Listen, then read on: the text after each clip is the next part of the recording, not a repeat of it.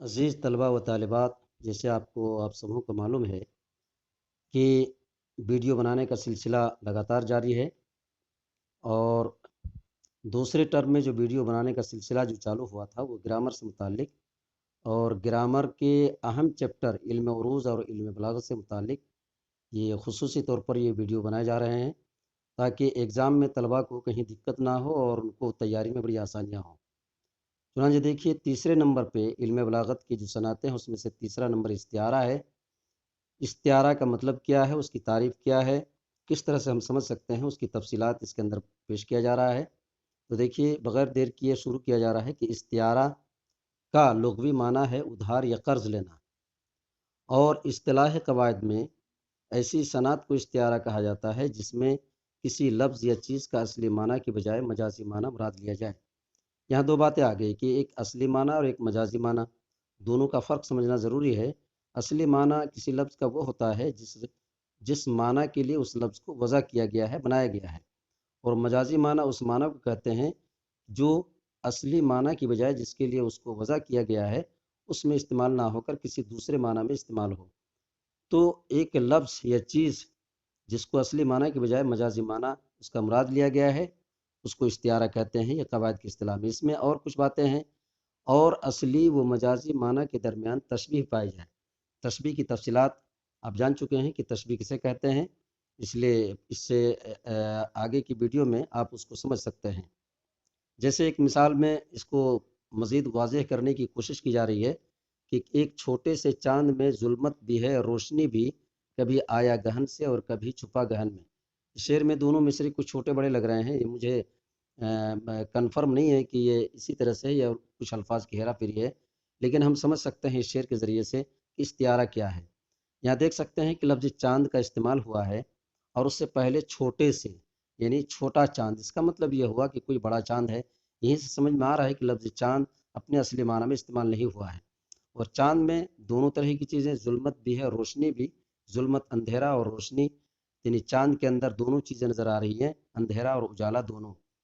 دوسرا مصرع دیکھیے، کبھی آیا گہن سے اور کبھی چھپا گہن میں۔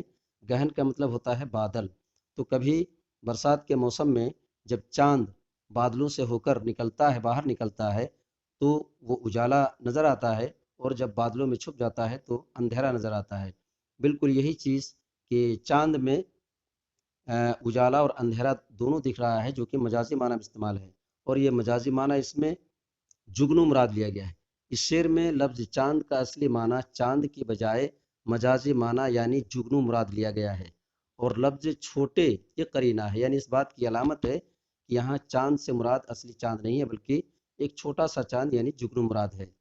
اصلی معنی چاند اور مجازی معنی جگنو میں تشبیہ اس طرح پائی جاتی ہے کہ موسم برسات میں چاند کبھی بادلوں میں چھپ جاتا ہے اور تو اندھیرا، اور کبھی بادلوں سے باہر نکل آتا ہے تو اجالا۔ بیان ہی یہی چیز یا صورتحال جگنو میں بھی پائی جاتی ہے کہ اس کے ٹمٹماتے وقت اندھیرا اور اجالا دونوں نظر آتا ہے۔ علم بلاغت میں تشبیہ ابتدائی صورت ہے اور استعارہ بلیغ ترین اور انتہائی صورت ہے، یعنی بلاغت میں جو آخری حد تک جو اعلیٰ ترین جو معنی کے اندر گہرائی پیدا کرنے کی جو صورتیں ہو سکتی ہیں وہ یہی ہے کہ تشبیہ ایک ابتدائی شکل ہے اور استعارہ اس کا انتہائی اور اعلیٰ ترین صورت ہے۔ اگر یہ کہا جائے کہ میں نے ایک چاند سی لڑکی دیکھی ہے، تو یہ تشبیہ ہوگی، کیونکہ لڑکی کی مثال چاند سے دی گئی ہے۔ لیکن اگر ہم صرف یہ کہیں کہ میں نے ایک چاند دیکھا ہے تو یہ استعارہ ہوگا۔ یہاں مشبہ ہی کو بیان ہی مشبہ بھی قرار دیا گیا ہے۔ اس طرح سے دونوں کے اندر ہم فرق بھی سمجھ سکتے ہیں۔ ارکان استعارہ کیا ہے؟ جس طریقے سے تشبیہ کے ارکان تھے اسی طرح سے استعارہ کے بھی کچھ ارکان ہیں۔ ایک نمبر میں مستعار لہو، جس کے لیے استعارہ استعمال کیا جائے۔ نمبر دو میں مستعار من ہو، جس چیز کو استعارہ کے طور پر استعمال کیا جائے۔ مستعار، جس لفظ کو اصلی معنی کے بجائے مجازی معنی میں استعمال کیا جائے۔ چار نمبر میں وجہ جامع، جس خوبی یا صفت کی بنا پر استعارہ کیا جائے۔ مثال کے طور پر ان چاروں کو سمجھنے کے لیے ایک مثال دی گئی ہے کہ مثلا بہادر آدمی کو شیر کہنا، اس میں بہادر آدمی مستعار لہو ہے چونکہ اسی کے لیے استعارہ کیا گیا ہے۔ شعر مستعار منہ ہے، چونکہ شعر ہی کو یہ استعارہ کے لیے استعمال کیا گیا ہے۔ بہادری وجہ جامع ہے، شعر اپنی اصلی معنی کی بجائے دوسرے معنی میں استعمال کیا گیا، اس لیے مستعار بھی ہے۔ اس طرح سے مستعار اور مستعار منہ ایک ہی چیز کو کہا جاتا ہے۔ طرفین استعارہ مستعار لہو ہے اور مستعار منہ ہے، جس طریقے سے تشبیہ کے طرفین یا طرفین تشبیہ مشبہ اور مشبہ بہ ہے۔